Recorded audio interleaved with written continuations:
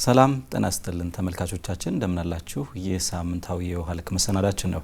ውሃ ልክ በየሳምንቱ ልክ በዚህ ሰዓት የተለያዩ ግንባታ ላይ ትኩረታቸውን ያደረጉ ዝግጅቶችን ወደ እናንተ ያደርሳል። በተለያዩ ጊዜያትም እንግዲህ ከግንባታ ጋር የተያያዙ በርከት ያሉ ጉዳዮችን ወደ እናንተ አድርሰናል። ዛሬ በስቱዲዮ ውይይት በአዋጅ ቁጥር 1357 ጉዳይ ላይ በተለይም ከሪል ስቴት ልማት እና ከማይንቀሳቀስ ንብረት ግመታ አዋጅ ጋር ተያይዞ የሚነሱ ሀሳቦች ላይ እንግዶችን እዚህ ስቱዲዮ ጋብዘን የተለያዩ ሀሳቦችን በማንሳት ቆይታ የምናደርግ ነው የሚሆነው። ተመልካቾቻችንም አብራችሁን እንድትቆዩ ከኦዲዮ ጋብዛለሁ። እንግዶችን በማስተዋወቅ እንጀምራለን። ከርሶን ጀምር። ማንም በል። በረከት ተዘራ እባላለሁ። በኢትዮጵያ ኮንስትራክሽን ባለስልጣን የኮንስትራክሽን ፕሮጀክቶች ቁጥጥርና ክትትል መሪ ስራ አስፈጻሚ ነኝ። አለማየሁ ከተማ እባላለሁ። ከአለማየሁ ከተማ ጠቅላላ ስራ ተቋራጭና አለማየሁ ከተማ ሪል ስቴት ባለቤት ነኝ እና የአሶሲዬሽኑ ሊቀመንበር ነኝ። ዝናቡ ተበጀ እባላለሁ። መሐንዲስና የአፍሪኮን ሪል ስቴት ባለቤት እንዲሁም ደግሞ የኢትዮጵያ ሪል ስቴት አልሚዎች ማህበር ቦርድ አባል። በጣም ነው የማመሰግነው እንግዶች እዚህ ስለመጣችሁ፣ ጥሪያችንን አክብራችሁ ጊዜያችሁን ሰውታችሁ ስለመጣችሁ። ከጥያቄዎች በተለይ ወደ አዋጁ ከመግባታችን በፊት እንደው ከዚህ በፊት በሪል ስቴት ዘርፉ ላይ ታያቸው የነበሩ ጉዳዮች ሊኖሩ ይችላሉና እንደው ምን ይመስላል የሚለው ከዳራው ብንነሳ የተወሰነ ነገር የተለያዩ የሪል ስቴት ላይ የሚነሱ ጥያቄዎች እንዳሉ ይታወቃል። በርካታ ሪል ስቴቶችም ወደዚህ አገር ውስጥ በኢንቨስትመንት ውስጥ ገብተው ስራ ላይ ነበሩ።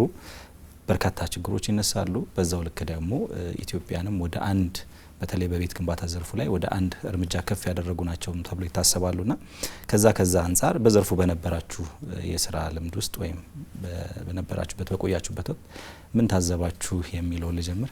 ከርሶ ልጀምር።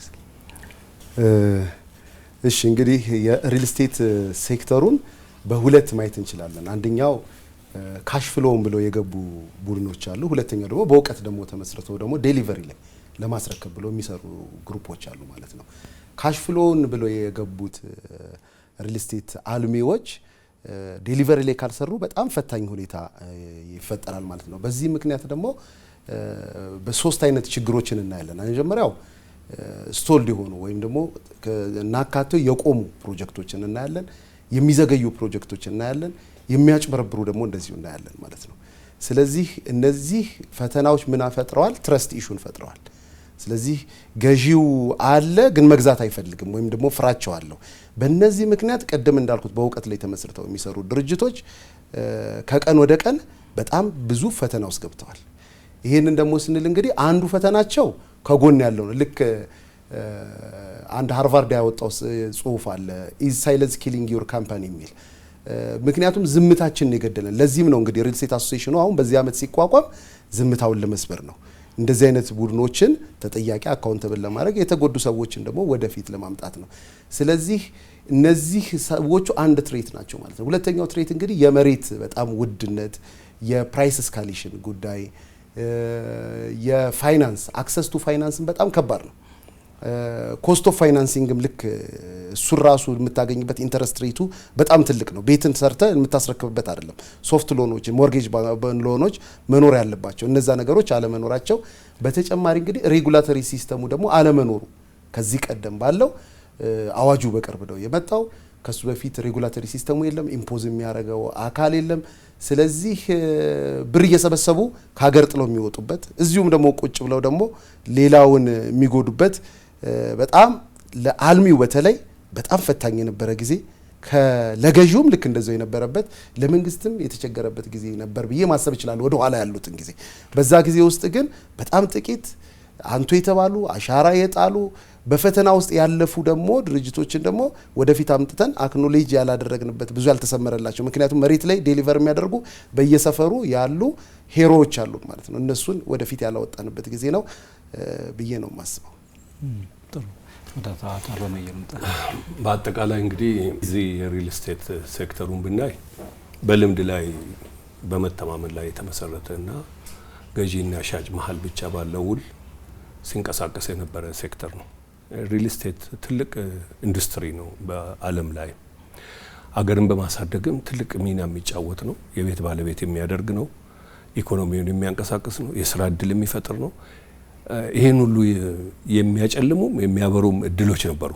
ከሚያጨልሙት ውስጥ በትክክል ታማኝ ሆኖ ለራስ ድርጅትና ለራስና ለሀገር ኃላፊነት ለሰጠ ሰው ታማኝ ሆኖ መስራት አለመቻል ሴክተሩን አጨልሞታል። ሰዎች እምነት እንዲያጡ አድርገዋል። እድሉ ደግሞ ምንድነው?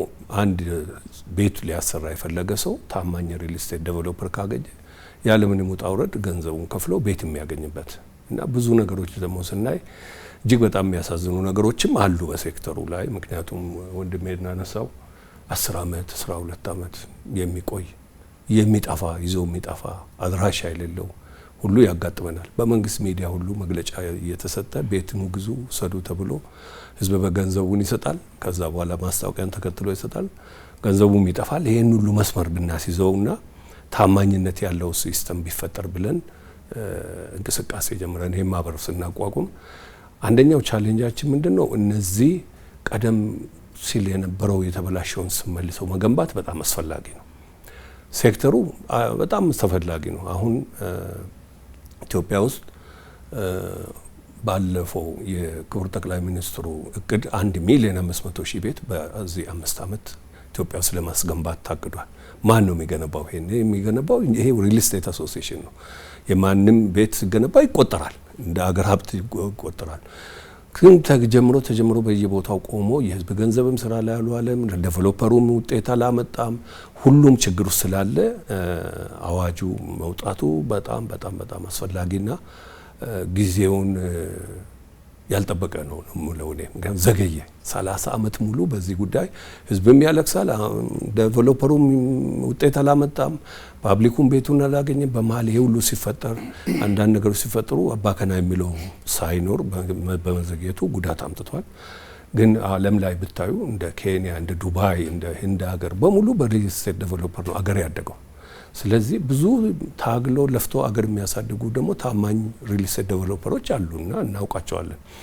በዛም መልኩ እንግዲህ ያው አንድ ጋቢ ታጥቦ ሲሰጣ ነጭ ነው፣ ግን አንድ ጠብታ ጥቁር ካለ እሷ ነች የምትታየውና ያቺ ጥቁር ጠብታዋን ካላስተካከል እምነትም አይኖርም። ስለዚህ መስመር ውስጥ ገብተን ህግም ወጥቷል፣ ስርዓት ወጥቷል። አሁን መንግስት ተከታትሎ ያወጣው አዋጅ ቀላል አይደለም። በዚህ አዋጅ ብንሰራ ሁላችንም ተጠቃሚ እንሆናለን የሚል እምነት ስላለን እና የሚገድብ ነገር ያስፈልጋል። አሁን ምግብ ራሱ አሁን ቆርሰ የምትውጠው እጅ የሚችለውን ያክል ካልሆነ ያንቃል። ስራም እንደዛ ነው።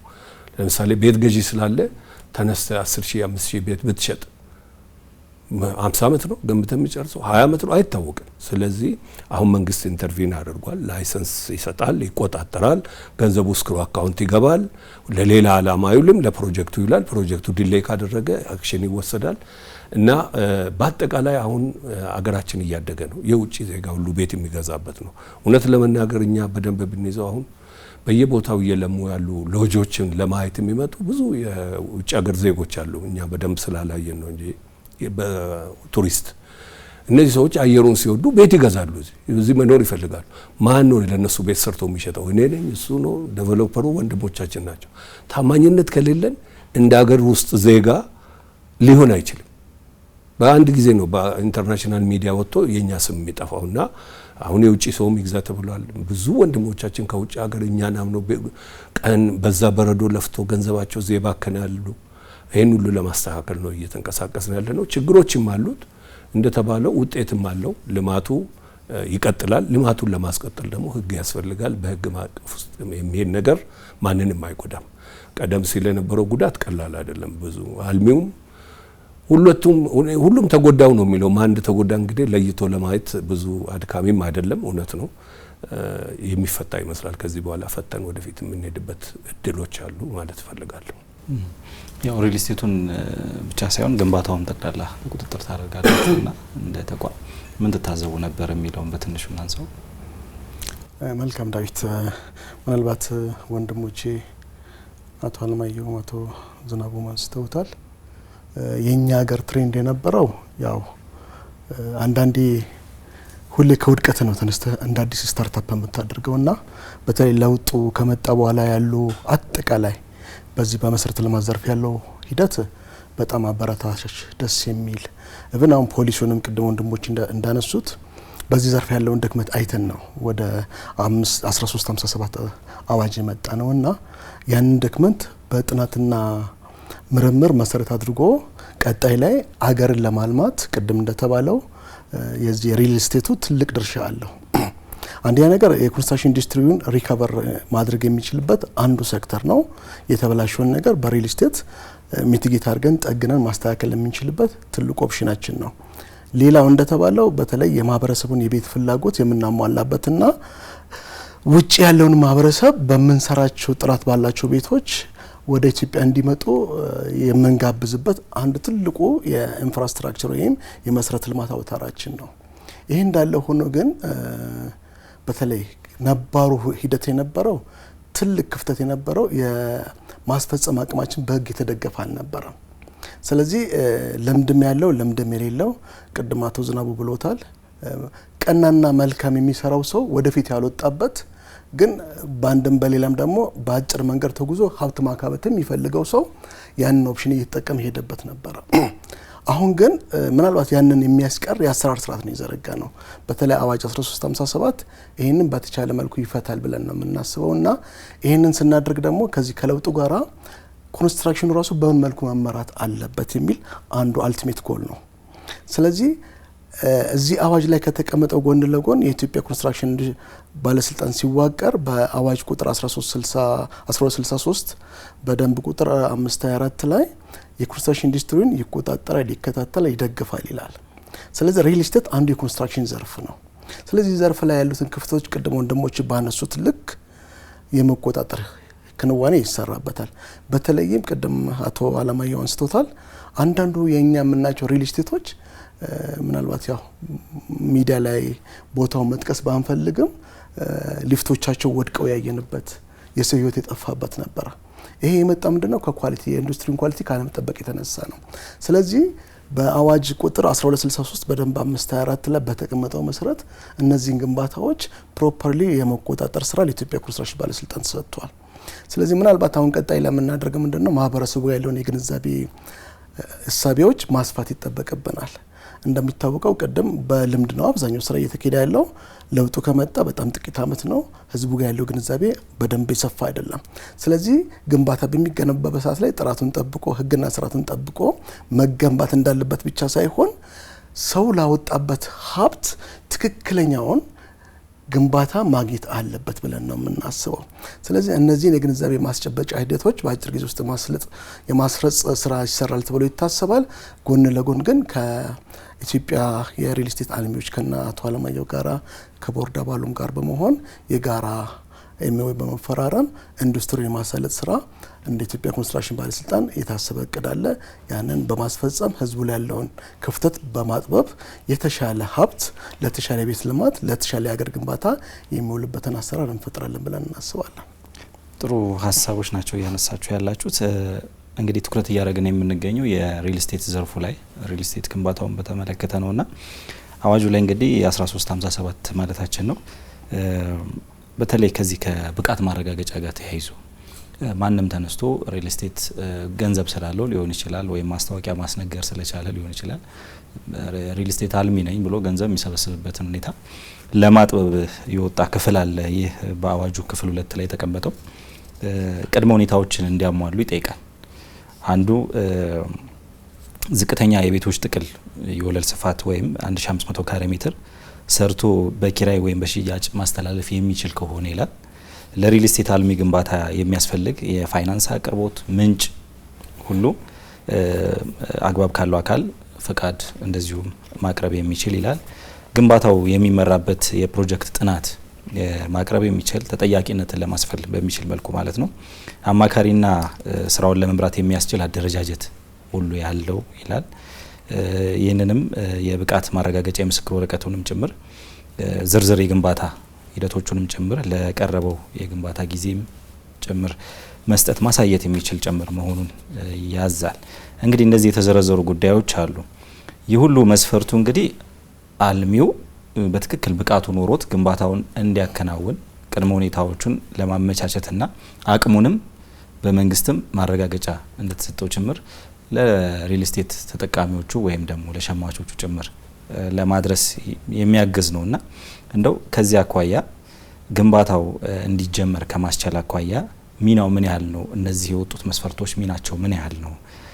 ይህስ የዘርፉን ታማኝነት ከፍ ለማድረግ ይጠቅማል የሚለው ከአቶ አለማየሁ እንግዲህ የዘርፉ ታማኝነት መቼም ታማኝነት ለራስ ነው። መጀመሪያ ሲጀምር ህግ ሰውን ይቆጣጠራል፣ ይቀጣል፣ ያስተካክላል። ይሄ ህግ መውጣቱ ከመውጣቱ እንደው እንቅስቃሴው ሲጀምር ሰው ትንሽ ሰብሰብ ማለት ጀምሯል። እንደተባለው ማስታወቂያ ያወጡ እንደፈለጉ ማድረግ አልፏል። አሁን ጊዜው ኢትስ ፓስድ። በለውጡ መንግስት ምንድነው አንዱ ትኩረት ትሰራለህ፣ የላብን ታገኛለህ። ያ ካልሆነ የጊዜ ጉዳይ ነው እንጂ ከቢዝነሱ ትወጣለህ። የጊዜ ለማታለልም ለማጭበርበርም ከባለስልጣናት ጋር ፎቶ በመነሳትም ብዙ ነገር መኖር ይቻላል። ለጊዜው አይቀጥልም። ስራ ኩባንያ ተመስርቶ በትክክል በህግና በስርዓት ሰርቶ ታክሱን ከፍሎ ለቀጣይ ትውልድ ማስተላለፍ የሚቻለው በታማኝነትና በህግና በስርዓት ስትሰራ ነው። አዋጁ ለምንድን ነው የሚጠቅመው? አዋጁ ለኛ ነው የሚጠቅመው ለአልሚዎቹ። ምክንያቱም ገንዘቦችን እጅግ በገባ ቁጥር አቢዩዝ የማድረግ እድል የሰፋ ነው። ምክንያቱም ተቆጣጣሪ ከሌለ። አሁን ተቆጣጣሪ ባለስልጣኑ ፍቃድ ሰጪው ምንድን ነው የሚሰራው? ፍቃድ ይሰጣል። ፍቃድ ሰጥቶ ቢሮ አይቀመጥም። የሚሰራው ፕሮጀክት በየክፍለ ከተማው ስክሮ አካውንት ኮንትሮል የሚደረግ ሲስተም አለ። ፈቃድ መታደስ አለበት። ይሰረዛልም ይታደሳልም። ፈቃድ የተባለውም ለዚህ ነው። ያ ፍቃድ ማሟላት ያለበት ህግና ስርዓት ያላሟላ ኮንትራክተር ለምሳሌ አንድ ፕሮጀክት ጥራቱ መጠበቅ የኮንትራክተሩ ኃላፊነት ነው። ጥራቱ ተጠብቋል ብሎ የመመስከር የኮንሰልታንቱ ኃላፊነት ነው። እንግዲህ አሁን ቼክ ኤንድ ባላንስ መጣ ማለት ነው። ቀደም እንደፈለክ አወታትፈ እሳቸው እንዳሉት ሊፍት የወደቀም አለ። ሊፍት መውደቅ አለ። አንድ የተጣመመ ነገር ካየ ተቆጣጣሪ ባለስልጣኑ ሙሉውን አፍርስ ማለት ይችላል። ይሄ ደግሞ እንዳይፈጠር ኮንሰልታንት መኖር አለበት ይላል ህጉ። ስለዚህ አንድ ፕሮጀክት የሚገነባ ኩባንያ ህጉን ያሟላል። ህጉ ምንድነው? አንዱ ኮንሰልታንት ፕሮጀክቱ ላይ መኖር አለበት። የሚገነባ ሰው ላይ ይችላል። ለዚህ ነው ኮንሰልታንት የተፈለገው። እሱ ኦብዘርቭ ያደርጋል፣ ኳሊቲ ኮንትሮል ይደረጋል፣ ቴስት ይደረጋል። ብረቱ ቴስት መደረግ አለበት፣ ማለፍ አለበት፣ ቴስት ሪዛልት። ኮንክሪቱ ቴስት መደረግ አለበት፣ ብሎኬቱ ቴስት መደረግ አለበት። ኳሊቲ ግንባታ መሰራት የሀገር ሀብት እኮ ነው። ቤቱ ያንተም ቢሆን ከተገነባ የሀገር አሴት ነውና ጥራቱን ጠብቆ እንዲሰራ መቆጣጠር ይቻላል። የመንግስት ኢንተርቬንሽን በዓለም ላይ መንግስት ያስፈለገው እኮ ለመቆጣጠርና መንገድ ለማሳየት ነው። አሁን የመንግስት ኢንተርቬንሽን በአዋጅ መምጣቱ ሪል ስቴቱን ያሳድገዋል። ይሄንን እንዳያሳድግ ያደረገው እኮ ህግ ማዕቀፍ መጥፋቱ ነው። እኔ ገንዘብ ካንተ ተቀበላለሁ፣ 10 አመት ቤቱ ይቆያል። ሄደ የምትከሰኝ ቦታ የለም። ከዛ ፍርድ ቤት ትሄዳለህ፣ ይግባኝ ይባላል። ቤቱን ሳያገኝ የሞተ ብዙ ሰው አለ። ይሄን ያስቀራል ዴፊኒትሊ። ምክንያቱም ከሰራው በፔመንት ሰርቲፊኬት መሰረት ገንዘቡ ወጥቶ ይሰጠኛል። ካልሰራው ያንተ ገንዘብ እዛ ስክሮ አካውንት ውስጥ አለ። ፕሮጀክቱ ዲሌይ አድርጎብኛል፣ በውሌ መሰረት እየተሰራ አይደለም ሲባል ገንዘቡ ይመለሳል ባለቤቱ። ያንን ህግ ማስቀመጣችን መንግስት ይሄን አምኖ በአዋጅ ማጽደቁ ሴክተሩ እንዲያድግ የሚያደርግ መሆኑን እናምንበታለን። በእኛ በኩል ደግሞ በዴቨሎፐሩ በኩል ህግ ብቻ ሳይሆን ስማችን መገንባት አለብን። ታማኝነታችን ህዝብ ያውቃል ማን ምን እንደሚያደርግ። የተደበቀ ነገር የለም። በጣም የሚታወቅ ሴክተር ነውና ኳሊቲ መስራት፣ ኃላፊነት መውሰድ። ቤት ማለት እኮ የሀዘን ጊዜም የደስታ ጊዜም የለቅሶ ጊዜም የሚኖርበት ነገር ነው። ልጅ የሚያድግበት ነው። መጥፎ ነገር ከሰራ አባት ለልጅ ይነግራል። የሪል ስቴት ዴቨሎፐር አለማየሁ የሚባል እንዲያበላሽቶ ይላል። ወደ ልጅ ራሱ ስም ይተላለፋል። ያንተም ልጅ ይወቀስበታል፣ ያኛው ደግሞ ይወቅሳል። ይሄን ሁሉ እያስወገድን መሄድና ጥራትን ኳሊቲን በተመለከተ በተቀመጠው የህግ ስርዓት መጓዝ አለብን። ከዚህ በኋላ አይቻልም እንደፈለግን መሆን። ዓለም እንደፈለገ እኮ ሄዶ አይደለም ያደገው፣ በህግና በስርዓት ነው ያደገውና ስለዚህ ወደ ህጉ ተመልሰን ሁላችንም ማሟላት የሚገባን ኮንሰልታንት መስት ነው። ከዚህ በኋላ ፕሮጀክት እንደፈለግ መገንባት አትችልም። ተቆጣጣሪ ባለስልጣን በአዋጅ የተሰጠው ስልጣን ነው። ፕሮጀክቶችን ኤኒ ታይም ሄዶ መቆጣጠር ይችላል። ሰው ይቆጣጠረኛል የሚለው መኖር አለበት አእምሮ ላይ። አንተም ደግሞ ራስን መቆጣጠር አለበት የሚል እምነት አለኝና ተስፋ አለው። አንደኛ ሪል ስቴት ትልቅ ኢንዱስትሪ ነው ዓለም ላይ። ዓለም በሙሉ የተገነባው በሪል ስቴት ነው። አንድ ሰው እንደ ድሮ በደቦ ቤት እንሰራለን፣ በጓደኛ ተዋውሰን አሁን ቀርቷል። ኢንዱስትሪያላይዝድ የሆነ ነው የሚሄደው ግንባታው። ሰውም ስራውን ነው የሚሰራው እንጂ ቤት ለመገንባት ጊዜ የለውም። ስለዚህ የኛን አገር ዜጎች ችግር መፍታት ኃላፊነትም አለብን። የውጭ ሰዎችን መጥቶ ሲገዙ የእነሱንም ዴሊቨሪ ማድረግ ኃላፊነት አለብን። ድርብ ኃላፊነት ዴቨሎፐሩ ላይ ነው ያለው። ቅድም የተነሳ የፋይናንስ ኢሹ አለ። ለምሳሌ በአሁኑ ሰዓት የኢንተረስት ጉዳይ ከባድ ነው። ማንኛውም የመንግስት ሰራተኛ የሚሆን የግል ሰው ቤት ለመገንባት በእኛ ኢንተረስት አይቻልም። ሶፍት ሎን ያስፈልጋል። ለቤት ግንባታ የተለየ ባንክ ሞርጌጅ ባንክ መቋቋም አለበት። መንግስትም በፋይናንሱ በኩል ጥረትና እገዛ ማድረግ አለበት። እኛም ታክሳችን እየከፈልን የሀገራችን ኢኮኖሚ ማሳደግ አለብን። ዞሮ ዞሮ አገሪቱ ድሃ ከሆነች እኔም ድሃ ነኝ፣ አንተም ድሃ ነህ፣ እሱ ሁላችን ድሃ ነን። አገር ካደገ ደግሞ ሁላችንም አብረን ነው የምናድገውና የሞርጌጁ ጉዳይ አሳሳቢ ነው። በዚህ በአሁን ባለው የባንክ ኢንተረስት ቤት ሰርቶ ቤት ውስጥ መኖር አይቻልም። እሱ እንዲስተካከል ሀሳብ እናቀርባለን። ዴቨሎፐሩም ደግሞ የተሻሻሉ ቴክኖሎጂዎችን የሚያፈጥኑ ኳሊቲ የሚመረትበትን ኮንቬንሽን የሆነ አሰራር የሚመጣበትን ትኩረት መስጠት ይጠበቃል ብለን እናስባለን። የሚጨምሩት ነገር ካለ ምናልባት? እሺ፣ አመሰግናለሁ። እንግዲህ መጀመሪያ ከአዋጁ ስንጀምር አዋጁ ልክ ማርች 2025 እንግዲህ ዛሬ ዓመት ነው የጸደቀው። ሲጸድቅ አዋጁ ዝም ብሎ አልመጣም። ጥናቶች ተደርገውበት ለምሳሌ ከዱባይ ከህንድ ተመክሮ ተወስዶ ነው። ስለዚህ የዚህ አሁን ያለው የብቃት ማረጋገጫ ሰርቲፊኬቱ ሌሎቹ ሀገር ለምሳሌ ዱባይን ስንመለከት ዱባይ ላይ በጣም ብዙ ካምፓኒዎች እየገቡ ብር እየሰበሰቡ የሚወጡበት ዴሊቨር የማይደረግበት ሁኔታ ስለነበረ የዱባይ መንግስት ዲኤልዲ የሚባል ቢሮ አቋቁሞ ዱባይ ላንድ ዲቨሎፕመንት ኦቶሪቲን ማለት ነው። እነዚህ ህጎች ወጥተው ሰርቲፊኬት እየተሰጠ ብሎክ አካውንቶች ገብተው እንደዚህ አይነት ነገር ተደርጎ ተሰርቷል። ልክ እንደዛው ደግሞ ሬራ ደግሞ የሚባል ደግሞ ህንድ ላይ ደግሞ ልክ እንደዚሁ ሬጉላተሪ ቦዲ አለ፣ ሪል ስቴት ሬጉላተሪ አውቶሪቲ የሚባል አለ። እነሱም ልክ እንደዛ አድርገው ነው። ስለዚህ የኛ ከነሱ ነው እንግዲህ ሌሰን ወስደን አዋጁ የጸደቀው።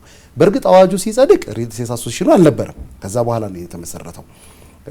ሪል ስቴት አሶሲሽኑ ደግሞ መኖሩ ደግሞ ቢያንስ ዳይሬክቲቭ ላይ ብዙ እንድንሰራ ደግሞ አድርጎናል። ስለዚህ ዳይሬክቲቭ ላይ ብዙ የሚስተካከሉ ነገሮች አሉ። ግብአቶችን እየሰጠን ነው። ፋይናላይዝድ ሆኖ ሊጸድቅ ነው። እሱን እየጠበቅን ያለ ነው። ስለዚህ እነዚህ የብቃት ማረጋገጫን በተመለከተ በሶስት ነው የተከፈሉት። 1500 ካሬ ሲባል 1500 ካሬ መሬት ያለው ሳይሆን ቶታል የሚገነባው ድምሩ 1500 የሚመጣ ከዛ በላይ ሲሆን ብቻ ነው ሪል ስቴት ተብሎ ፈቃድ የሚሰጠው። ሁለተኛ ደግሞ ገንዘብ ያለው ሰው ወይም ገንዘብ ከሌለው ደግሞ ፕሪሴል ፈቃድ ማግኘት መቻል አለበት ከመንግስት። ሶስተኛው ደግሞ የጥናት ደግሞ ማቅረብ መቻል አለበት ይላል እና ጥናት ደግሞ የሚለው ደግሞ እንግዲህ ፊዚቢሊቲ ቢዝነስ ፕሮፖዛልም ሊሆን ይችላል። እነዚህ 5 ነገሮችን ማካተት አለበት። ባክግራውንዱን፣ ማርኬት ዲማንዱን ደግሞ በደንብ አድርገው ሰፕላይ እና ዲማንዱን ማወቅ መቻል አለባቸው። ኮስታቸው ማወቅ አለባቸው። ስንት ብር ነው የኔ ዋጋ? በእያንዳንዱ በካሬ ታክስ ስንት ብር ነው የምከፍለው? በካሬ የመሬት ዋጋ ፐር ሜትር ስኩዌር ስንት ነው? የኮንስትራክሽኑ ስንት ነው? ምክንያቱም አሁን ገበያው ላይ ያለው ያን ስላልሆነ ማለት ነው። ስለዚህ ያን አድርገን እንግዲህ ጥናቱ ሶስተኛ ቴክኒካል ደግሞ እንዴት ነው የሚሰራው? የሰው ኃይል አደረጃጀቱ እንዴት ነው?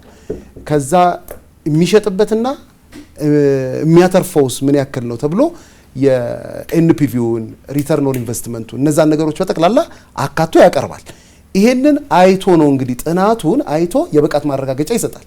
ይሄ ነገር ምንድነው እሱ የሚጠቅመው? አሁን በእውቀት መስራት እንጀምራለን። ምክንያቱም አንድ ሰው አንብቦ በደንብ ተዘጋጅቶ ከሆነ ምክንያቱም ብቃት መረጋገጫ የሚሰጠው በነገራችን ላይ ለአንድ ፕሮጀክት ነው። እኔ 10 ፕሮጀክት ካለኝ ለእያንዳንዱ 10 ብቃት ማረጋገጫ ይሰጠናል ማለት ነው። ስለዚህ ለእያንዳንዱ ፕሮጀክት አሁን ምን 4 ነገሮችን ያመጣልናል። የመጀመሪያው ዴሊቨሪ ላይ እንድንሰራ ያደርገናል። ዴሊቨር ካላደረግ ትቀማለህ። ሁለተኛው መጥነን እንድንጎርስ ያደርገናል። ልክ ኢኮኖሚክ ኦፍ ስኬል የሚባለው ማለት ነው። እኔ ልኬን ነው 1000 ቤት ሰራለሁ ካልኩኝ 1000 ቤት ካልሰራሁኝ ስለዚህ ተጠያቂነት ይመጣል ማለት ነው።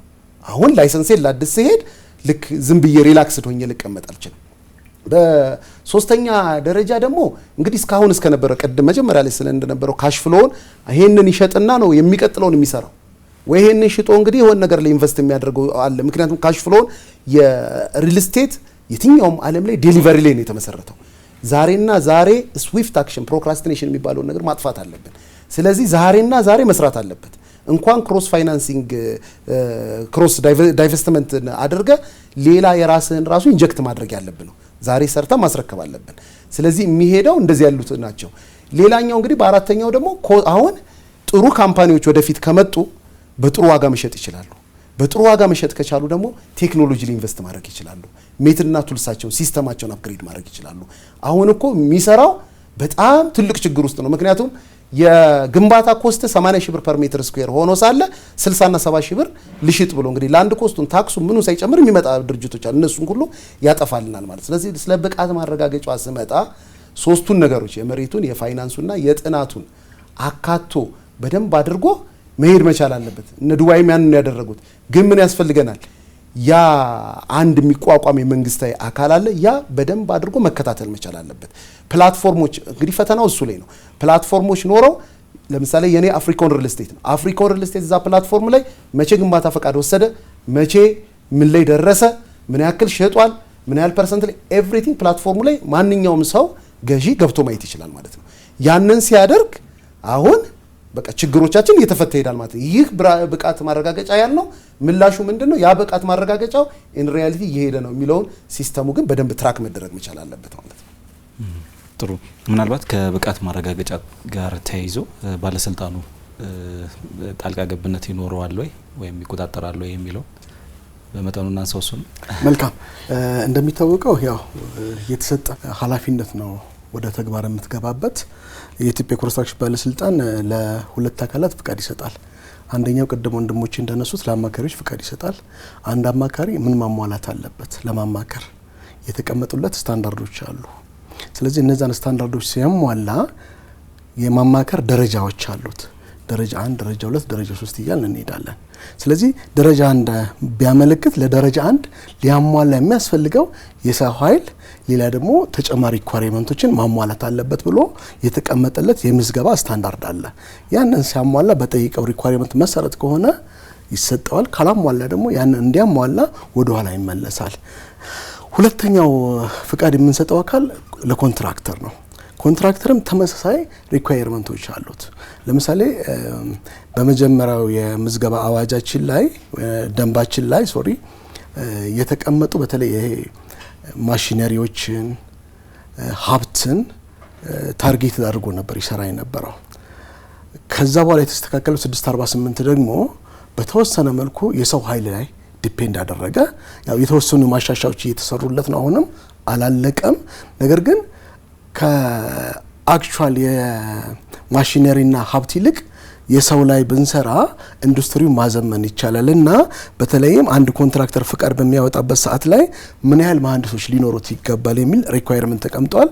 እዛ ጋር በነበረው የአሰራር ሂደት ራሱን የቻለ የማሻሻያ ሂደት ውስጥ እየተገባ ማስተካከያ የተደረገበት እሱም እየተሰራ ነባሩም እንዲቀጥል ተደርጓል። ያ ነባሩ የሚቀጥልበት ሁለቱ መሀከል ላይ ያሉ የመስተካከል ያለባቸው የአሰራር ስርዓቶች ያ ተስተካክሎ ወጥ የሆነ የቁጥጥር መመሪያ የምዝገባ መመሪያ እስኪወጣ ድረስ ያለውን ለማስቀጠል የታሰበበት ነው። ስለዚህ ሁለቱም አማካሪም ሆነ ኮንትራክተር ፍቃድ በሚወስዱበት ሰዓት ላይ የሚገቡት ግዴታ አለ። ስለዚህ ለምሳሌ አንድ ኮንትራክተር ግንባታ ለመገንባት ፍቃድ በሚሰጠው ሰዓት ላይ ማሟላት የለበት የሰው ኃይል አለ። ይሄ የሰው ኃይል ምንድነው የሚሰራው?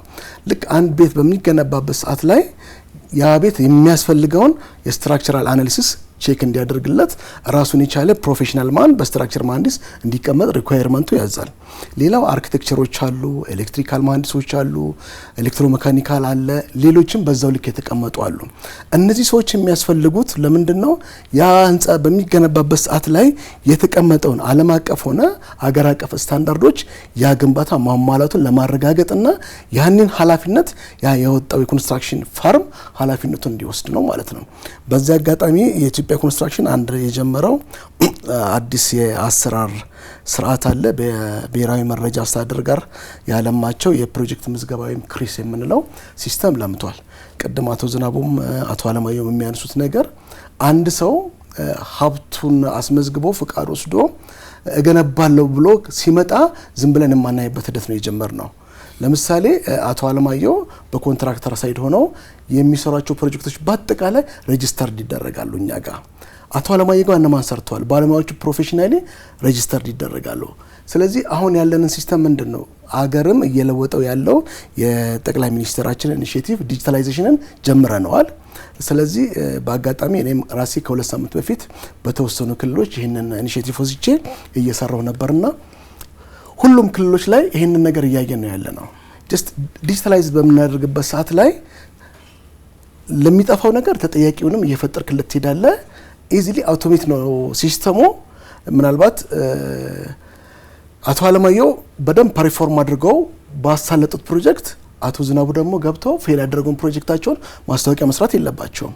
ስለዚህ ለአቶ አለማየሁ ላለፈበት ለሪኒዋል በሚመጣበት ሰዓት ላይ ዳታ ሲስተም ላይ ነው አንተ ሳክሲድ አድርጋል እዚህ ጋር መረጃው አለን ብለን የአቶ አለማየሁን እድሳት እንፈቅዳለን። ልክ አቶ ዝናቡ የሚመጣበት ሰዓት ላይ ይሄ ፌለሪቲ አለ፣ ስለዚህ ይሄ ፌለሪቲ እስካልተስተካከለ ድረስ አንተ ባይንድ ሆነሃል ብለን እንመልሳለንና አንዱ ሲስተማችን የቁጥጥር እያዘመነበት ያለው አንዱ ይሄ ነው።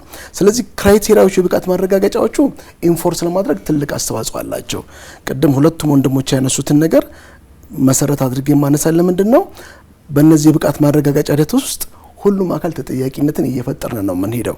ያ ማለት ምንድነው ግንባታው በተቀመጠለት ስታንዳርድ፣ ጥራት፣ ዋጋ ብቻ ሳይሆን የህብረተሰቡን ተደራሽነት ክሌም እንዳይሆን በኋላ ላይም ይህን አድረስ ያደረገና የኮንትራት ዶኩመንቶቹን በአጠቃላይ ኢቫሉዌት የማድረግ ስራ በኢትዮጵያ ኮንስትራክሽን ባለስልጣን ይሰራል። ስለዚህ እንደሚታወቀው ምናልባት ቅድም አቶ አለማየሁ አንስተውታል። አንዳንድ ኢትዮጵያውያን ሀብታቸውን መጥተው አፍሶ ሪል ስቴት አልሚ አለ ብለው ይመጡና ያን ሀብት ካፍሶ በኋላ ፕሮሞት የተደረገላቸው ህንጻና መጥተው አክቹአሊ የሚያገኙት ህንጻ አንድ አይሆንም። ስለዚህ ምንድነው የሚፈጠረው? በሁለቱ መካከል ግጭት እየተፈጠረ ክሶች ወደ መደበኛ ፍርድ ቤት ይሄዱና እብን የመደበኛ ፍርድ ቤትንም የስራ ሁኔታ እያጓተተ ያለበት አለ። ስለዚህ እነዚህ ነገሮች ለማስቀረት ብቻ ሳይሆን ሰው ላወጣበት ሀብት ትክክለኛውን ሀብት እንዲያገኝ የዚህ የቁጥጥር ብቃት ማረጋገጫው ትልቅ ፋይዳ እንዳለውና የኢትዮጵያ ኮንስትራክሽን ባለስልጣንም ጎን ለጎን እነዚህ ነገሮች አብሮ እያሳለጠ መስራቱን ማሳወቅ እፈልጋለሁ። በጣም ነው ማመሰግነው። እንግዲህ እነዚህ ያነሳናቸው ጉዳዮች አንድ ላይ ሲሰናሰሉ ብቃት ያለው መገንባት የሚችል ማስረከብም የሚችል የሪል ስቴት አልሚ ይፈጠራል ማለት ነው። በስተመጨረሻ ላይ ብቃት ሳይኖረው ወደ ዘርፉ መግባት እንዳይችል አንዱ ማገጃ መስመርም ነው። በመሬት ላይ ደግሞ በቀጣይ የምናየው የሚሆን ነው የሚሆነው። ያው በተግባር ተጀምሯል። አዋጅ ከወጣ ማስፈጸሚያዎች ናቸው የሚቀጥሉትና ትልቁ ግን ሪል ስቴቱ አሁን ያወራናቸው የብቃት ጉዳዮችን ካነሳን የሚገነባው ነገር ደግሞ የሚያርፍበት ቦታ ይፈልጋል። ዋነኛው መሬት ነው። የመሬት ጥያቄ ለበርካታ ጊዜያት በተለያዩ መንገድ ይጠየቃል። መሬት ለሪል ስቴት ግንባታ ተብሎም እየተወሰደ ደግሞ ለሌላ ዓላማ የሚውልበትም ጊዜ አጋጥሟል። እንደዚሁ ደግሞ ለትክክለኛው ገንቢም ደግሞ የማይደርስበት ሁኔታም ተፈጥሯልና ለዚህ አዋጁ የደነገገው ነገር አለ። አንድ ሪል ስቴት አልሚ መሬት የሚጠይቅባቸውን አግባቦች ብሎ አስቀምጧል። እነዚህ መስፈርቶች ካሟላ መሬት በድርድር ከተሞች ያቀርባሉ የሚለውን አስቀምጧል። እንደው የተወሰኑትን ለማንሳት በአንድ ጊዜ ከ250 እስከ 2500 የሚሆኑ ቤቶችን የሚገነባ ከዚህ ውስጥ 25 በመቶ እስከ 40 በመቶ ለዝቅተኛና መካከለኛ ገቢ ላላቸው ማህበረሰብ ክፍሎች ተደራሽ የሚሆን ቤት የሚገነባ ይላል። አንዱ መስፈርት ነው። ወይም ደግሞ የሪል ስቴት ልማቱ የሚያስፈልጉትን በሀገር ውስጥ በጥራት በብዛት የማይገኙ ከውጭ የሚገሙ የግንባታ ግብዓቶችን በራሱ የውጭ ምንዛሬ የሚያስገባ በቤት ማስተላለፍ የሚገኘውን ትርፍ 60 በመቶ እስከ 10 ዓመት በሚደርስ ከሀገር ሳያስወጣ የኢትዮጵያ ብሔራዊ ባንክ በሚፈቅደው መሰረት በሀገር ውስጥ መልሶ የሚጠቀም ከሆነም ይላል። እንደዚሁ ደግሞ በሪል ስቴት ሽያጭ ማስተላለፍ ከሚገኘው ገቢ የሚፈለገውን የውጭ ምንዛሬ የሚስተካከል ለቤት ልማት ግንባታ የሚጠቅሙ ግብዓቶችን ወይም ቴክኖሎጂ በሀገር ውስጥ የሚያመርት ፋብሪካ የሚገነባም ከሆነ ይላል። እነዚህን ስናነሳ እንግዲህ መሬት በድርድር የሚሰጥባቸው እንትኖችን ነው የሚያነሳውና ትልቁ ኢሹ መሬት ስለነበረ ከዚህ በፊትም እንደው ግንባታው የሚመራበት ፕሮጀክት ሁሉንም ስናነሳ ስለነበረ መሬት በዚህ ውስጥ የነበረው ሚና በተለይ ከዚህ በፊት የነበረው አቅራቦትና አሁን ከአዋጁ በኋላ ምን ለውጦች አሉ፣ ምንስ ለውጥ ሊያስከትል ይችላል ከዚህ ከመሬት ጋር ተያይዞ የወጣው የሚለውን ብናየውና እንደ ዘርፉ ተዋናይ ደግሞ እነዚህ መስፈርቶች የቀረቡ መስፈርቶች ይሟላሉ ወይ? በሪል ስቴት አልሚው ዘርፍ ወይም ደግሞ በባለ ሀብቱ ዘርፍ ሊያሟላ የሚችላቸው ነው ወይ? የዘርፉን አቅም አይፈትኑም ወይ? አዋጁና ዘርፉ ሲነጻጸሩ ምን ያህል ናቸው የሚለው ከርሶ ልጀምርና። እሺ አመሰግናለሁ። ይሄው እንግዲህ ቅድም ብቃት ማረጋገጫ ወዳልኩ ልመልስህና ለጠየቅን ጥያቄ አንዱ የመሬት ነው። ምክንያቱም ሶስቱን 1500 ካሬ ፋይናንስ እና ጥናት ብሏል አይደለም። ስለዚህ ፋይናንስ ከሌለኝ አሁን ፕሪሴል መጠየቅ እችላለሁ፣ ቀድሜ መሸጥ እችላለሁ። ፋይናንስ ያለው ሰው ገንብቶ መስራት ይችላል። ስለዚህ ችግር የለብንም። ፋይናንስ የሌለው ሰው ደግሞ ምን ማድረግ አለበት ማለት ነው? ፋይናንስ የሌለው ሰው ፕሪሴል ይጠይቃል። ፕሪሴል ደግሞ ሲጠይቅ አንዷ ክራይቴሪያ ደግሞ መሬት ያለው፣ ግንባታ ፈቃድ ያለው፣ ማስጀመሪያ ፈቃድ ያለው እንዲህ ብሎ ነው ቼክ አድርጎ የፕሪሴል ፈቃድ የሚሰጠው። ይሄ ማለት እንግዲህ አሁን ዝም ብሎ መጥቶ ፕሪሴል ፈቃድ ሳይኖረው ሽጦ አካውንት ውስጥ ብር ሰብስቦ የሚጠፋው በጠቅላላ ይቀራል ማለት ነው። ይሄ ፍራውድ ላይ የተሰማሩ ማጭበርበር ላይ ያለው ሚሊዮን ቢሊዮን ሰብስቦ የሚሄደው የለም። ስለዚህ አንዱ ትልቁ ነገር ያ ነው ማለት ነው። እንግዲህ መሬት ደግሞ ልክ እንደዚህ ስንል እንግዲህ መሬት አሁን ባለው መሰረት በግሉ መሬት ላይ ያለማል፣ በትልቁ ደግሞ መንግስት ደግሞ መሬትን አቀርባለሁ ደግሞ ብሏል። አሁን መሬትን በመንግስት በ70/30 ፓኬጅ እያቀረበ ነው ያለው። በ70/30 ፓኬጅ እንግዲህ መሬትንና ኢንፍራስትራክቸርን አለማለው ነው። እኛ ለምሳሌ እኔ አሁን አብሮ ማልማት እናለማለን እና መሬት አሁን እየሰጠን ያለ ነው ከረንት ላይ 13% የፈረምነው አለ። 13% ከምናለማው ላይ ለባለመሬቶቹ እንሰጣለን። ኢቭን 13% ማለት ለኛ መሬቱ ለምሳሌ ያህል 50 ሚሊዮን ቢሆን ገንብቼ የምሰጣቸው ንብረት ኦልሞስት 120-150 ሚሊዮን ብር ንብረት ነው። ስቲል ኤክስፔንሲቭ ነው፣ መውረድ አለበት ማለት ነው ከዛ። ምክንያቱም አፎርዳቢሊቲ ተደራሽ ላይ ስናወራ ሁልጊዜም የሚመጣው አንዱ ሲግኒፊካንት የሆነው ኮስት የመሬት ኮስት ነው። ስለዚህ አፎርዳቢሊቲ ላይ በመንግስት በኩልም ልክ ሲቀርብ መሬትን ተደራሽ ማድረግ መቻል አለብን ነው። ያን ደግሞ ለማድረግ ደግሞ አንዱና ዋነኛው ነገር ምንድነው? አቅማችንን መፈተሽ አለብን። በነገራችን ላይ ለምሳሌ ያህል 1000 ቤት መስከረም ጀምሮ መስከረም የሚያስረክብ ድርጅት የለንም ኢትዮጵያ ውስጥ አላየንም ማለት እኔ አሁን ባለውበት በ25 ዓመት እንግዲህ ኮንስትራክሽን ሴክተሩ በቆየውበት 1000 ቤት መስከረም ጀምሮ መስከረም ካርታውን አስረክቦ ግባ ያለ ድርጅት የለም። ናፍቆናል ማለት ነው። ይሄ በሌለበት አሁን 2500 የሚለው እልትል ቤት ታፍ ነው። በነገራችን ላይ እሱ ሲባል መጀመሪያ መነሻ የነበረው 10000 ነው። ከዛ ወደ 2500 ዝቅ ብሏል። አሁንም ግን ፍሌክሲብል መሆን መቻል አለበት። እንግዲህ የክልል ከተሞች ላይ የሚለው 250 አካባቢ ጀምሮ ወደ ኢንዱስትሪያል ፓርክ አካባቢ ላይ እንደ 500 ቤቶች፣ አዲስ አበባ ላይ ደግሞ 2500 ነው የሚለው። ስለዚህ ትንሽ ሪላክስድ መሆን አለበት። እንዴት ሪላክስድ ይሁን የሚለው እንግዲህ በተለያየ ለምሳሌ አሜሪካ ነገር ስትሄድ በሁለት ከፍሎ ያያል። ሪል ስቴት ዲቨሎፐር እና ላንድ ዲቨሎፐር የተለዩ ናቸው። ስለዚህ በመንግስት በኩል ላንዱን ለምሳሌ 200፣ 300፣ 400 ሺህ ካሬ ፕሎት በደንብ አርጎ ሰብስትራክቸሩ ተሰርቶ ዩቲሊቲዎች በደንብ ተሰርተው ሁሉ ነገር አልቆለት በደንብ የተሰራው ፕሎቱ ላይ እኔ 3 ፕሎት እፈልጋለሁ ካልኩኝ 2000 ለ2000 ቤት አሌክስ ደግሞ ለምሳሌ የሚፈልገው ደግሞ ምናልባት 5000 ነው ካለ ልክ እንደዛው ወንድሜም ደግሞ ልክ እንደዛው በምን ውጣት ልክ መውሰድ እንችላለን ማለት ነው። አንዱ አፕሮች እንደዛ ሊሆን ይችላል። ለአንድ ዲቨሎፕመንቱን ከተሰራ በኋላ ሪል የፕሎቶችን ለዲቨሎፐሩ ሰርቶ መስጠት። ለምሳሌ ያህል ገላንጉራ ላይ አሁን የተጀመረ ነገር አለ። የተለያዩ ትንንሽ አንዳንድ ዲቨሎፕ ብሎኮች ገብተው እየሰሩ ነው አሁን ቤቶችን። ስለዚህ እሱን ማብዛት ማለት ነው። ስለዚህ ለአንዱን ዲቨሎፕ ካደረክ በኋላ የሚከተለውን አለበለዚያ ምን ይሆንብናል መሰለ ተረከዝ ወደፊት ጥፍር ወደ ኋላ ነው የሚሆነው። ምክንያቱም ቤቶቹ ይሰሩና አሁን አንዳንድ ቦታ ላይ 10000 ቤቶች ተሰርተዋል። በነገራችን ላይ 10000 ቤት ያለው ግቢ በሁለት ቦታ ላይ መኪና ላውጣ ብትል በየሰከንዱ በየ2 ሰከንዱ ኢቭን መኪና ብታስወጣ 3 ሰዓት ይፈጃል። መኪኖቹ ከግቢው ወጥተው ለማለቅ ማለት ነው። መንገድ አቆመ ነው።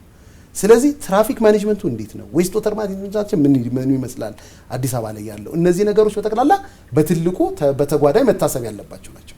ይሄንን ስናስብ እንግዲህ ቁጥሩን ወደ ምን ማድረግ መቻል አለብን? ትንሽ ሪላክስድ አድርጎ ወደ ስር ማምጣት።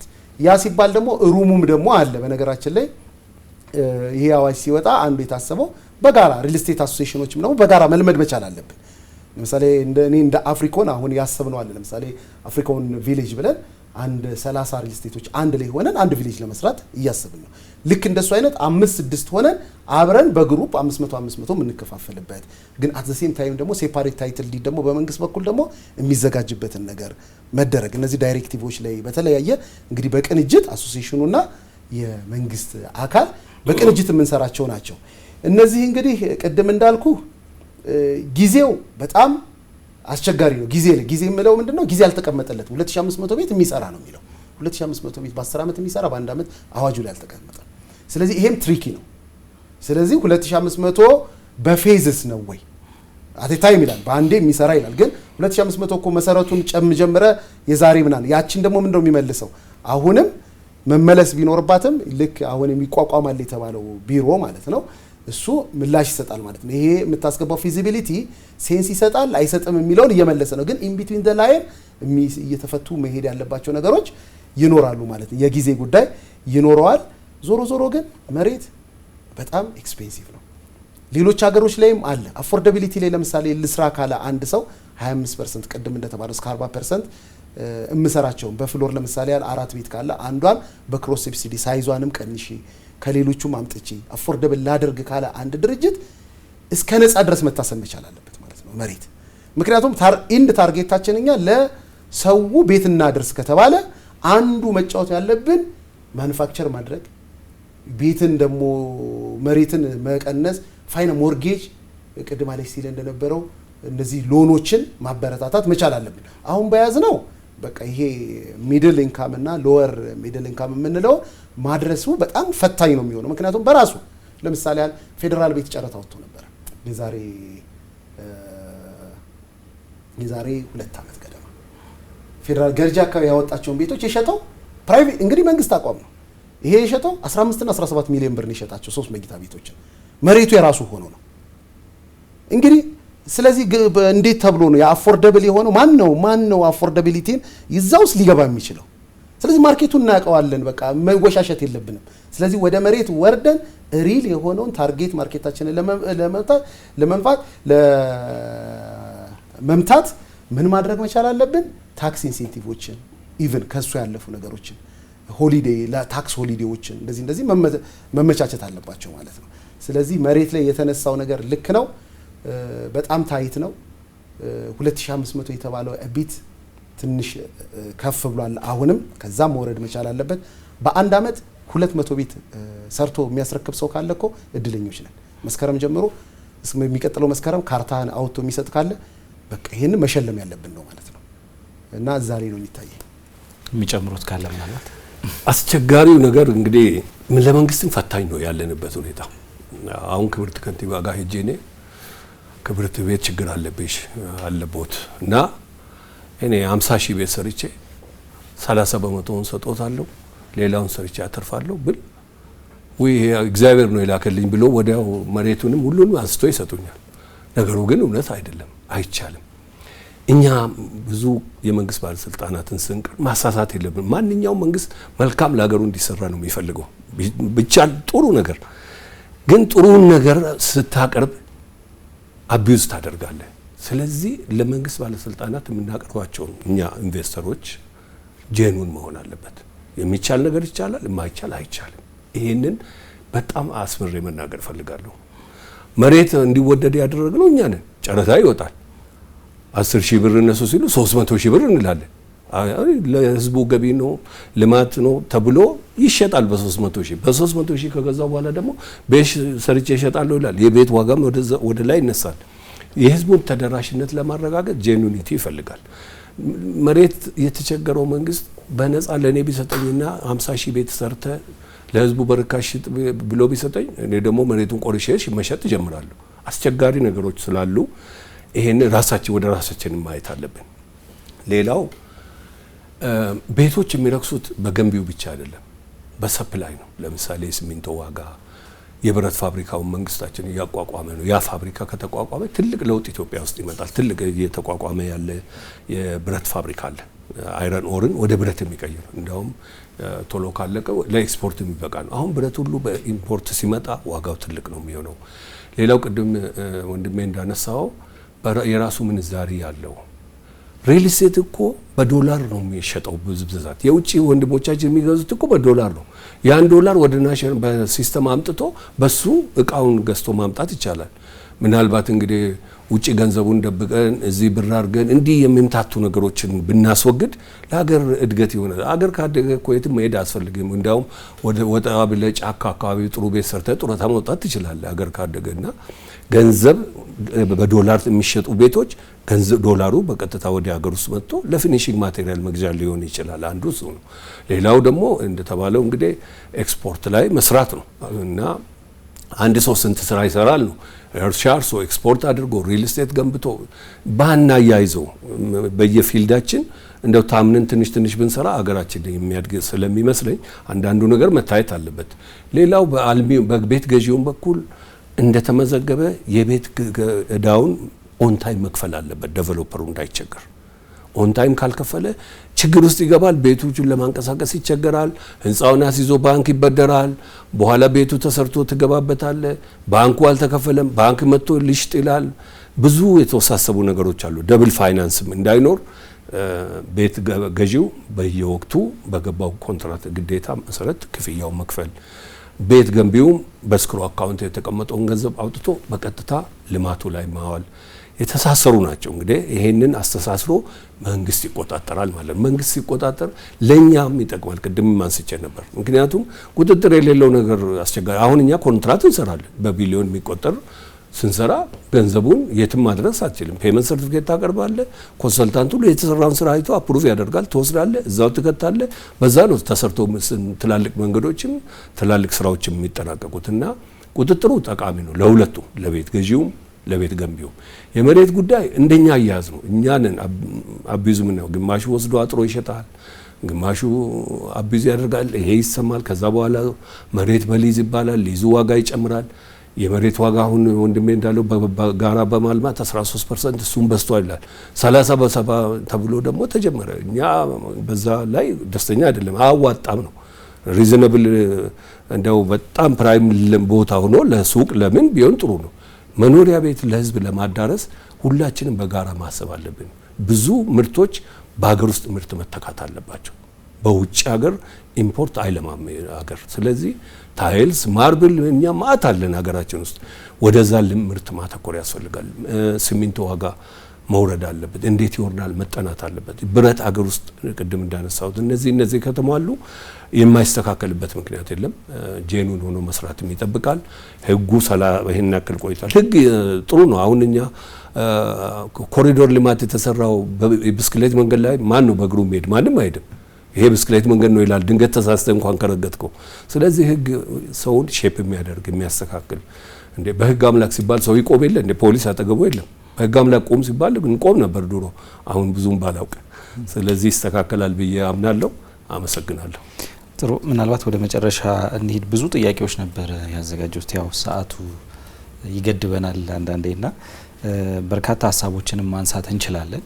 ግን በጎ ጎን የምንላቸው ወይም ደግሞ ጠቃሚ በተለይ ደግሞ ሪል ስቴቱን ለሚሸምተውም አካል ለገንቢው ከዚህ ውጪ ለሆነውም አካል ወይም ደግሞ በተለመደው አሰራር ለመቀጠል ለሚፈልገው አካል ጭምር ጥሩ መልእክት ያስተላለፍንበት ነው። በርካታ ሀሳቦች ማንሳትም ይቻላል፣ በሌላ ጊዜ የምንመለስበት ሆኖ እንደው በዛሬ ቆይታችን ካነሳነው ሀሳብ በተጨማሪና እንደ መዝጊያም እንዲያገለግለን የሪል ስቴት ዘርፉ ወደፊት እንዲሄድ የግንባታ ዘርፉ ትልቁ የሀገር ኢኮኖሚም ጭምር ስለሆነ የግንባታ ዘርፉም ለውጦች እንዲያሳይ ወደፊት እንዲራመድ ለማድረግ ከማን ምን ይጠበቃል የሚለውንና ማንሳት የምትፈልጓቸው ተጨማሪ ሀሳቦችም ካሉ ከርሶ ጀምር።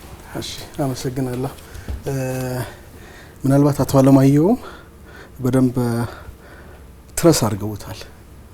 ትልቁ ነገር ለሪል ስቴቱ የመጀመሪያው ታማኝነት ነው። ለምትሰጠው አገልግሎት፣ ለምታቀርበው የመንግስት ጥያቄ፣ ህብረተሰቡን ለምትሰጠው አገልግሎት፣ ለምትቀበለውም ገንዘብ ታማኝ መሆን ያስፈልጋል። ታማኝነት ፎርዋርዱ ከሰው ብቻ ሳይሆን ከእግዚአብሔርም ይመጣል።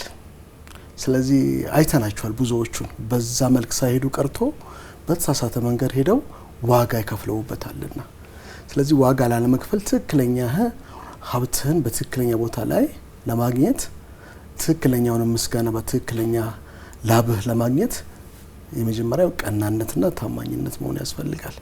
በተለይ ሪል ስቴት ትልቅ ሀብት የምታወጣበት ከሆነ በተሳሳተ መረጃ መሬት አትውሰድ። ያለው ትሬንድ ያንን ስለሚያሳየን ነው። በሌለ ሀብት ክሬዲት አትጠይቅ። ብዙ ፓራሜትሮች አሉ ታማኝነትን ጀስቲፋይ የምናደርግበት። ስለዚህ አንደኛ ታማኝ ሁን። መልካምነት መልሶ ላንተ ነው የሚከፍለ። ሁለተኛ ደግሞ ለምትሰራው ስራ ትክክለኛ ሰዎችን በቦታው ላይ አሳትፍ። ቦታው ፕሮፌሽናል የሚፈልጋቸውን ሰዎች በእያንዳንዱ መስክ ልክ የሚሰጠን ፊድባክ ተቀብለ በዛ ልክ የመገንባት እሳቤ ይዘህ ተነሳ። ከባንክ የሚሰጠን ትክክለኛ መረጃ በትክክለኛ ቦታ ውል። ከመሀንዲስ አሶሲዬሽኖች ወይም ከሪል ስቴት አልሚዎች የሚመጣውን ፊድባክ ከቁጥጥር ባለስልጣኑ ጋራ ሚቲጌት አድርገ ሪል የሆነ ነገር ጊዜውን የጠበቀ ከጊዜ ከዋጋ ከጥራት ኦቨርኦል ደግሞ የምትገነባው ግንባታ ማህበረሰቡ ሳይሸማቀቅ ጥሩ ቤት ነው ብሎ በነጻነት ወጥቶ እንዲገባ ማስቻል የሚችል ደህንነቱ የተጠበቀ ግንባታ መገንባት መቻል አለብን። ይህን ለማድረግ ደግሞ ሁሉንም አካል የጋራ መናበብ ይፈልጋል ወይም መሰላሰል ይፈልጋል። ስለዚህ መሬት የሚሰጥህ አካል አለ፣ ብር የሚያበድርህ አካል አለ፣ ገንዘቡን ደግሞ ላንተ ኢንጀክት የሚያደርግ አካል አለ፣ ፕሮፌሽናል ሙያውን ደግሞ ላንተ ዴሊቨር የሚያደርግ አካል አለ። እነዚህን ሁሉ በታማኝነት ኮላቦሬት አድርጋ ወደ ሲስተም ውስጥ መግባት ይጠበቅብሃል። ሌላው እንደ አንድ ዜጋ ምናልባት ሮምን በአንድ ጀንበር አልተገነባችም። የኛም ሪል ስቴት ክፍተቶች ካሉብን እያየን እያስተካከለን መንግስት የመንግስትን ድርሻ ባለሀብቱም የራሱን ድርሻ ወስዶ በዛ ላይ ኮሚቴ ዶሮ የመስራት ግዴታ ይጠበቅብናል።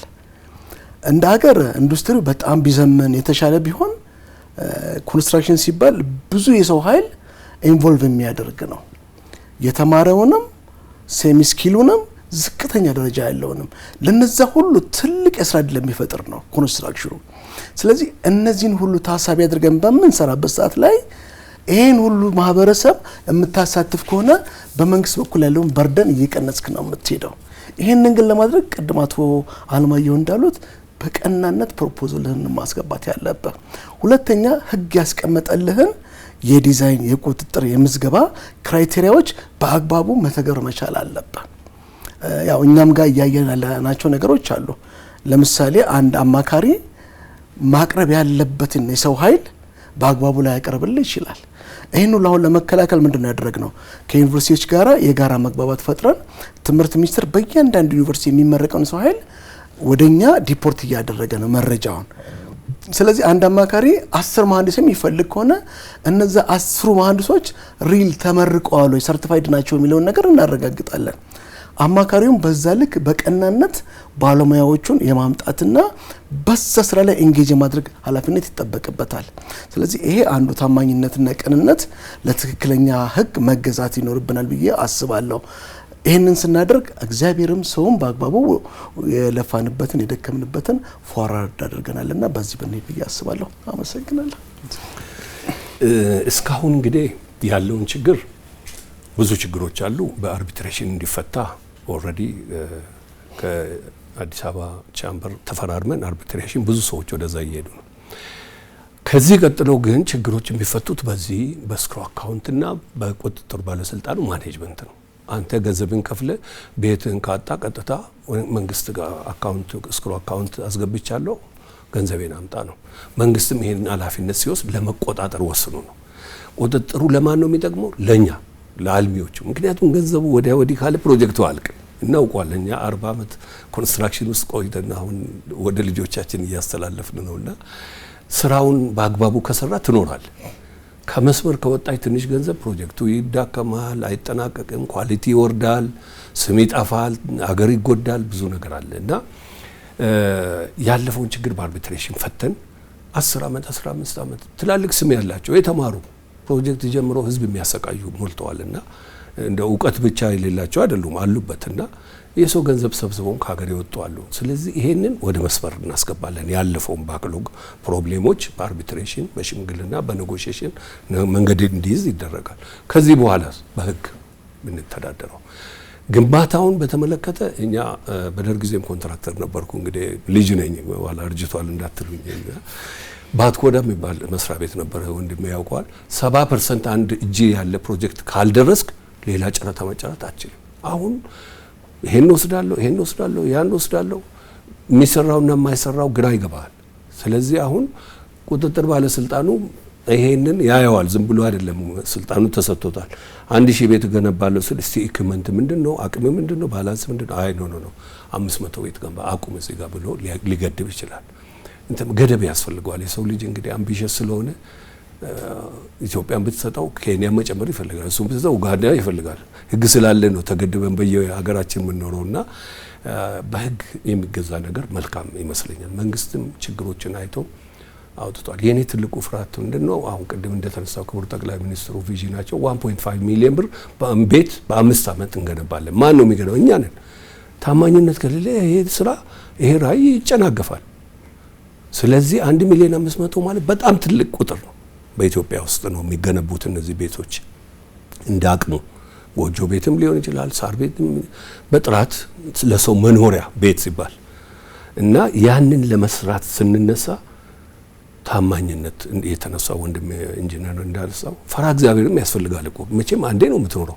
እቺ ትንፋሽ ናትኛው። አሁን ታሙ አንድ ሰው ሐኪም ቤት ቢሄድ ትንፋሹ ከወጣ እኮ ሬሳውን የት እናምጣ ነው የሚባለው። ስለዚህ እግዚአብሔርንም እየፈራን አንድ ቤት ስራልኝ የሚለው እኮ ለፍቶ ጥሮ ግሮ በቃ ጡረታ መውጫ አይናት እቺ ቤት ብሎ ነው ገንዘቡን ኔጋ የሚያመጣው። ይሄ ሰው ሲያለቅስ ለበረከትም አይሆንም፣ ወደ ዘርም ይተላለፋል ኃጢአትና መልካም ማሰብ አለብን። ትክክለኛ አስተሳሰብና ትክክለኛ አእምሮ እኔስ ብሆን ብለን እዛ ቦታ ሆነም ማሰብ አለብን። ያን ይለወጣል። ህግ የማይለውጠው ነገር የለም። ብዙ ነገር እየተለወጠ ነው። ድሮ ገንዘብ 1 ሚሊዮን 2 ሚሊዮን ብር በኬሻ ቤት እናስቀምጣለን። አሁን የለም፣ 50 ሺህ ነው። ህግ ነው። ስለዚህ አገር ደግሞ በህግ ነው የሚተዳደረውና ራዕያችንን እንዳናጨናገፍ፣ ልማታችን እንዳይደናቀፍ የጋራ ትብብር ያስፈልጋል። የእናንተ የሚዲያም ይገዛ ያስፈልገናል። እኛም ልንሳሳት እንችላለን። እንደተባለው እስቲ ተመለስ ወደዚህ ወጣ ብለሃል፣ ይጠቅማል ዜጋ ከሰራና ብዙዎች ደግሞ በእውነት በታማኝነት ለፍተው ጥሮ ግሮ የሚያስረክቡ ስመጥር የሆኑ ሪል ስቴት ዴቨሎፐሮች አሉ ኢትዮጵያ ውስጥ በብዛት። ግን ቅድም እንዳልኩት ነው እንደ ጋቢው ጥቁሯ ነገር ነች የምትታየውና ያችን ካስተካከልን ውጪ ያለው እምነት ያሳድራል። አሁን ለመግዛት ራሱ እየፈራ ነው ሰው አያስረክቡኝም። ያን ፍርሃት እንግዲህ ይሄ ህግ ይቀርፈዋል ማለት ነውና ኢንዱስትሪውም ያድጋል፣ አገራችንም ያድጋል፣ የውጪዎቹም ይገዛሉ። ኢቭን ዶላር ማምጫ መንገድ የሚሆን ትልቅ ነገር እኮ ነው። አሁን ዱባይ እኮ ያ ሁሉ ገንዘብ የሚገባው ሪል ስቴት ሴክተሩ ጠንካራና በህግ ስለሚመራ ሁሉ ሰው እዛ እየሄደ ቤት ይገዛል። ቤት እዛ ከገዛ እንደሚያገኝ ያውቋል። ምክንያቱም የመንግስት ቁጥጥር አለ። እዚህም ቤት ከገዛ እንደሚያገኝ እንዲያረጋግጥ ማድረግ ይገባልም ይቻላልም ብዬ አምናለሁ። አመሰግናለሁ። ምናልባት የሚጨምሩት ነገር ካለ? እሺ፣ አመሰግናለሁ። እኔ ይሄ አመት መቼም የቤት አመት ብዬ ነው የማስበው። ምክንያቱም አዋጁ እንግዲህ ጸደቀ። ከዛ በኋላ ደግሞ ሪል ስቴት አሶሲዬሽኑም ተቋቋመ። እንደ መንግስትም ደግሞ በመንግስት ፖሊሲ በ5 አመት ውስጥ 1.5 ሚሊዮን ቤት በ10 አመት ውስጥ ደግሞ ወደ 5.5 ሚሊዮን ቤት መሰራት መቻል አለበት ተብሎ አግሬሲቭሊ እየተካሄደ ነው። ስለዚህ ይሄ አሁን ያለንበት ለውጭ ዜጎች ቤት መግዛት ተፈቀደ። እንግዲህ አዋጁ ወጣ። ስለዚህ የቤት አመት ነው። ስለዚህ እዚህ ላይ በጣም ፎከስ ማድረግ መቻል አለብን። ልክ ጠቅላይ ሚኒስትሩ እንደሚሉት ማለት ነው መፍጠን፣ መፍጠር፣ መስፈንጠር ሊፕ ፍሮግ ነው የሚባለው ማለት ነው። ልክ እንደዛ ማሰብ መቻል አለብን። ለምሳሌ አዋጁ ወጥቷል፣ ዳይሬክቲቭ መውጣት መቻል አለበት። አመት ሆኖታል፣ ዳይሬክቲቭ ቆይቷል። ስለዚህ ደንቡ ወጥቶ ወደ አተገባበር ተኪዶ ሁሉም ስርዓትና መልክ መያዝ መቻል አለበት። እያንዳንዱ አሁን ለምሳሌ ቁጭ ባልነበት ሰዓት እየተጨበረበሩ ያሉ ሰዎች አሉ ማለት ስለዚህ ምላሽ ማግኘት መቻል አለባቸው ማለት ነው። በአን ዌይ ኦር ዘ አዘር ዲሌው እኔ ጋርም የሚመጣ ዲሌይ ሌላ ቦታም የሚመጣው ዲሌይ ለዛ ተጠያቂ ነን ማለት ነው። በነገራችን ላይ አሁን እኛ ውጭ ሀገር እንደ አሶሲዬሽን ውጭ ሀገር የሚኖሩ እንደዚህ በህብረት ሽያጮች ላይ ምናምን አንሳተፍም። ማንሳተፈው ምንድነው ደንቡ ጸድቆ እስክራው አካውንት የሚባለው ብሎክ ተደርጎ ካልመጣ ማንም ሰው ሄዶ መሸጥ ይችላል። አሁንም አሶሲዬሽኑ እያለ ደግሞ ሌሎች ዱርዮች ደግሞ በላያችን ላይ እንዲደራጁና አካውንተብል ሊኖር ነው የሚሆነው። ስለዚህ እሱ ላይ ክሪቲካሊ ቶሎ ተብሎ መሰራት መቻል አለበት ማለት ነው። ሌላ ሚዲያና እንትኑ ላይ ልክ አካውንተብል መሆን መቻል አለባቸው። ሚዲያ ትሬኒንግ ያስፈልገዋል። አካውንተብል ላይሰንሳቸው መነጠቅ መቻል አለባቸው። አንዳንዶቹ ዲቨሎፐሩ የማያውቀውን ነገር ነው ነግረው የሚሸጡት ማለት ነው። ስለዚህ ክሪቲካል መታየት መቻል አለበት። እኛ እንደ ገዢ ደግሞ ምለው ኦን ታይም መክፈል አለበት። ምክንያቱም ሪል ስቴቱ በጣም ከባድ ዘርፍ ነው። ሪል ስቴት አልሚ መሆን ምክንያቱም ኮስት ኦፍ ፋይናንሳችን በጣም ትልቅ ውድ ነው። ማግኘት ራሱ ብድሩን በጣም ከባድ ነው። ኢንተረስቱ ትልቅ ነው። ስለዚህ ከዛ ወስደን ኦን ታይም ደግሞ ገዢው ይከፍላል ብለህ ነው የምትገባውና ታይሙን ጠብቆ መክፈል መቻል አለበት። እሱ ብቻ አይደለም። አሁን በነገራችን ላይ ጥሩ አልሚዎች እየመጡ በሄዱ ቁጥር ቶሎ ፕሮጀክት ዴሊቨሪ ይደረጋል። ስለዚህ ሰውም ደግሞ ማሰብ መቻል አለበት። ቶሎ እንዴት ነው የምከፍለው፣ ሌሎች ሶርሶች ምንድናቸው የሚለው መንግስትም ደግሞ ከሱ ጋር በተያያዥ ደግሞ ሞርጌጅ ባንኮችን ቶሎ ብለን ወደዛ እንዴት ነው የምናስመጣው የሚባለው ላይ መሳተፍ አለበት። እንደ ዲቨሎፐር ደግሞ በእውቀት መስራት መቻል አለብን። we have to walk the talk ምንላትን ነገር ማድረግ መቻል አለብን። ዴሊቨር ማድረግ አለብን። እኔ 100 ቤት ሰራለሁ ካልኩኝ በአመቱ 100 ቤት መስራት አለብኝ። በዚህ ጊዜ አስረክባለሁ ካልኩኝ መስራት አለብኝ። እሱ እንዴት ነው የሚሰራው? መንግስት ራሱ አሁን እንግዲህ ያስጠና ነው ቴክኖሎጂዎች በቴክኖሎጂ ተመቶ እንዲሰራ ማለት ነው። ስለዚህ ለምሳሌ ቱርክ ላይ ስትሄድ ቤት ተደራሽ የሚያደርጉት ተነል ፎርምወርክን ተጠቅመው በአንድ ቀን አንድ ፍሎር ይሰራሉ። በ20 ቀን 20 ፎቅ ያልቃል።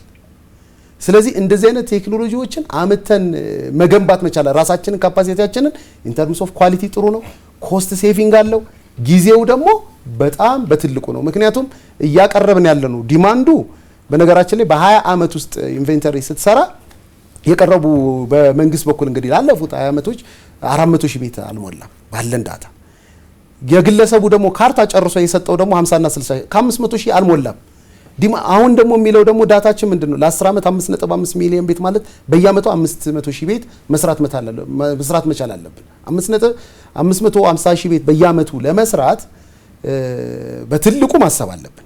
ሜካናይዝድ መሆን መቻል አለብን። አብረን በጋራ መስራት አለብን። እዚህ ላይ በትልቁ መስራት አለብን። ያ ማለት ግን ምንድነው እሱ ኢኮኖሚክ ምንውጣትን ብቻ ደግሞ አት ዘ ሴም ታይም መጉረስ አለብን።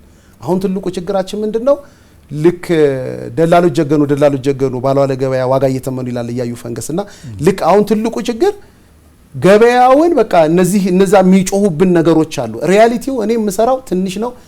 ሪል ኮስቴ ደግሞ የሚሸጥበት ደግሞ በጣም የወረደ ነው። ዴሊቨሪ አያደርጉም። እዚህ ሾክ ውስጥ መውጣት መቻል አለብን ማለት ነው። ስለዚህ ሁሉም መመጠን መቻል አለበት። ሌላኛው ምንድነው? ባንኮችም ልክ እንደዛው በነገራችን ላይ ባንኮችም ለምሳሌ ኢምቢሊየንስ የወሰደ ሰው አለ ያውቁታል። አንዳንዱ በክሊን ይወስዳል። መጀመሪያ ፕሮጀክት እኔ የምሸጥ ከሆነ መጀመሪያ ኤ ተብሎ መውጣት መቻል አለበት እንደ ቤንች ማርክ። ለምሳሌ አፍሪኮን የሚሸጥ ከሆነ ኮላተራል ዲፈረንት ካለው ሌላ የሚሰበስበው ካለ እንደዚህ ከሆነ ቅድሚያ ለሱ እንሰጣለን ብለው ትራንስፓረንት ሆኖ ማምጣት መቻል አለባቸው። ስለዚህ አሁን ቅድሚያ የሚወስደው ምንድነው? እሱ በቃ የሞተ ነው። አሁን ይሄኛው በዚህኛው ይወስዳል፣ ያኛውን ተባብረን ባንኩም የመንግስት አካላትም እኛም ዲቨሎፐር ሳይለንሳችን ተባብረን በቃ እየገደል ነው ሴክተሩ ማለት ነው። ስለዚህ ከሱ መውጣት መቻል አለብን። እንደ ዩኒቨርሲቲዎች ደግሞ ኒድ አሰስመንት መስራት አለባቸው። 1.5 ሚሊዮን ቤት ኢስ ኖት አ ጆክ። ፊኒሺንግ ሰራተኛ የለንም። ዲግሪውን በዚህ መልክ ነው የሚያስፈልገን። ትሬኒንጎች እንዴት ነው የምንሰጠው? በ3 ወር በ2 ወር ታይለሮች ምናምኖች እንዴት ነው የምናወጣው የሚለውን ነገር አግሬሲቭሊ ማሰብ መቻል አለባቸው ማለት ነው ለሴክተሩ። ከዛ እንግዲህ አፈጻጸም ወሳኝ ነው። በነገራችን ላይ አሁን የሚቋቋመው ኮንትሮል የሚያደርገው ይሄንን ዳይሬክቲቭን ይሄ ሁሉ ዱባይ ላይ አሁን መልክ ይዞ ማንም ሰው ቤት ሲገዛ አይፈራም።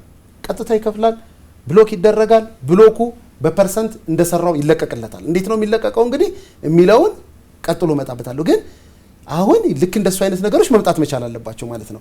በነገራችን ላይ አፈጻጸም ስንል ልክ ባንኪንግ ሴክተር ለምሳሌ ኢትዮጵያ ውስጥ ማንም ሰው ሼር ሆልደር ሲሆን ሲገዛ አይፈራም።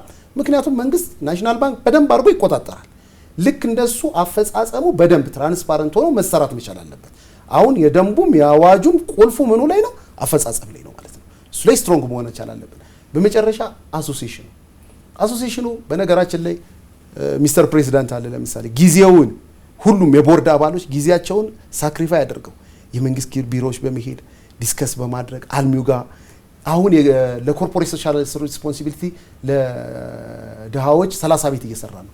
እሱን ለመስራት አብረን በጋራ ምክንያቱም አንድ አይከን ማድረግ ከኮንትራክተር አሶሲዬሽን ጋር ሆነ ያንን ለማድረግ ሁሉም እየለፋ ነው። ያንን የሚለፋው ሴክተሯን ትንሽ ፎቅ እናድርጋት ነው። ዴሊቨሪን እናርግ። ትረስቱ ጥሩ አይደለም። ለውጭ ዜጋ መሸጥ ልንጀምር ነው። አሁን ኢንተርናሽናሊ ክሪሚናልስ ነው የምንሆነው። ስለዚህ ከሱ መውጣት አለብን ብለን እየሰራን ያለ ነውና አሶሲዬሽኑ ከዛ አልፎ ደንቡ ላይ እየተቸ ነው። ደንቡ ላይ ለምሳሌ እነዚህ ቢገቡ እየተባለ ነው። መንግስት ቦታ በመንግስት አካላትም ያለው ቅቡልነት በጣም ደስ የሚል ነው። ምክንያቱም እነዚህ ቢታዩልን ስንል ፖዚቲቭሊ ለምሳሌ አብሮ ማልማት እዚህ ላይ ቢገባልን አብሮ ማልማት ፕራይቬት ቱ ፕራይቬት ማለት ነው። ስለዚህ በፊት አብሮ ማልማት በጣም ከባድ ነበር። ባለመሬት አለ ሽጦ በሽያጭ በፎልስ ማለት ነው እንደዚህ አይነት ነገሮች አሁን ተስተካክለዋል፣ ምላሽ ተሰጥቷቸዋል። ስለዚህ ይሄ በዚህ በኩል እየተደረገልን ያለው ነገር ትልቅ ነገር ነው ማለት ነው። ከዛ አልፈን እንግዲህ አፍሪካን ሪል ስቴት አሶሲዬሽን ላይ ሜምበር ሆነን ኢቭን ኢትዮጵያ መቀመጫቸው እንድትሆን እየሰራን ነው። አሁን የሚመጣ ደግሞ ኤክስፖዎች አሉ እንደ አሶሲዬሽን ሁሉም የቦርድ ሜምበርና ሌላው በጣም እየተረባረበ ያለው 30%፣ 20%፣ 40% ድረስ ጊዜያችንን መስዋዕት እያደረግን ያለ ነው እሱ ላይ ነው። አርቲክሎች በመጻፍ ሪል ኮስቶች ስንት ናቸው፣ ሌሰለርኖቻችን ለምሳሌ ፍሮም ኢታሊያን ካምፓኒስ ብለን ጽፈናል። እነሱን ለምሳሌ ለሌላው እንዴት አድርገው ነው 50 ዓመት 100 ዓመት የቆዩት ከነሱ ምን መማር እንችላለን የሚሉ ነገሮችን እንዲህ እያደረግን እየሄድን ነውና አርቢትሬሽኖች አቋቁመናል። ስለዚህ አርቢትሬሽኑ ለሁሉም ነው የሚያግዘው ማለት ነው። ስለዚህ ከወርልድ ባንክ አይነት ደግሞ ኢንስቲትዩሽኖች ደግሞ ብድር የሚያገኙበትን ዲቨሎፐሮች እየሰራን ነው። ስለዚህ አሶሲዬሽን ላይ ሁሉም አካላት ሜምበር እንዲሆኑ አሁን በመንግስት በኩል ጨንቆት ነበር እኮ በነገራችን ላይ አዋጁ ሲወጣ 1357 የሚያማከረውም አሶሲዬሽን አልነበረም። በቃ ግለሰቦችን እየጠራ ነበር እንደው ሲጥር የነበረው። አሁን ግን አሶሲዬሽን ተቋቁሟል። ስለዚህ ሁሉም አልሚ ይዛ አባል መሆን አለበት። መንግስትም ክሎዝሊ መስራት መቻል አለበት። እየሰራን ነው። የባንክ ሴክተሩም ባንኮችም ራሱ ትልቁ በነገራችን ላይ የጂዲፒውን ትልቁን የሰው ኃይል ቅጥር የሚይዘው ኮንስትራክሽንና ሪል ስቴቱ ነው። የጂዲፒውንም ደግሞ ልክ እንደዚሁ ደግሞ ሲግኒፊካንት የሆነ ፐርሰንቴጅ ደግሞ ይይዛል። ስለዚህ እዛ ላይ በደንብ መስራት መቻል አለብን። እያንዳንዳቸው ሰፕላየሩ ምኑ ሆነ ይሄን ሴክተር ማሻገር መቻል አለብን። በመጨረሻ ግን ይሄ ቤዚክ ኒድ ነው። ቤት ማለት ቤት የሚሰራ ሰው ለሁለት ነገር ነው የሚሰራው፣ ለስጋም ነው ለነፍስም ነው የምንሰራው። ለስጋችን ትርፍ ምን ታገኛለህ፣ ግን ተደራሽነትን እንደ አፎርደብል የሆነ ኦን ታይም ደግሞ ለቤቱ እኮ ከዛ በላይ ደስ የሚል ነገር የለም እኮ። እንደውም አንድ ገጣሚ ያለ ምን ይላል፣ የሌቱ ማራዋጥ ጋብ ሲል ዳፍታ የፎይታ መንፈስ ሲሰፍን ወደ ማታ ቤቴ ቤቴ እያለ ሰው ሁሉ ይተማል፣ ከቤት ወደ አፈዋሽ ከቶ ይትገኛል ይላልና ከቤት ወደ አፈዋሽ ምንም ነገር የለንም። በቃ ጋብ ሲል ሄደን አረፍ የምንልበት ከልጆች ጋር ሆነ የምትዝናናበት ነውና እሷን የምናስለቅስበት ከሆነ ኦን ታይም ማናረግ ከሆነ ምንም ዋጋ የለንም። በቃ የሚያስፈልገን ትንሽ ነው፣ የምንፈልገው ብዙ ነው። ስለዚህ እዚህ ላይ ጠንክረን መስራት አለብን ብዬ አስባለሁ። በጣም ነው የማመሰግነው። ሁላችሁንም ጊዜያችሁን ሰውታችሁ ያው የህብረተሰቡም ጥያቄ ስለሆነ እሱን ለማብራራትም አዋጁን ላይም ግልጽነት ለመፍጠር እዚህ ስለተገኛችሁ ከልብ ነው የማመሰግነው ሁላችሁንም ማለት ነው። ተመልካቾቻችን የዛሬው ቆይታችን የውሃ ልክ መሰናዶ የነበረው በአዋጅ ቁጥር 1357 2017 ላይ ትኩረቱን አድርጎ ከዚህ ከሪል ስቴቱ ጋር የሚነሱ ጉዳዮችን ለማጥራት የተወሰነ ቆይታ አድርገናል። በሌላ ጊዜ እንግዲህ ከእንግዶቼ ጋር በሌሎች መሰናዶችም የምንገናኝ እንደሚሆን ተስፋ አድርጋለሁ። ለዛሬ የነበረን ቆይታ በዚህ ያበቃል። መልካም ሳምንት።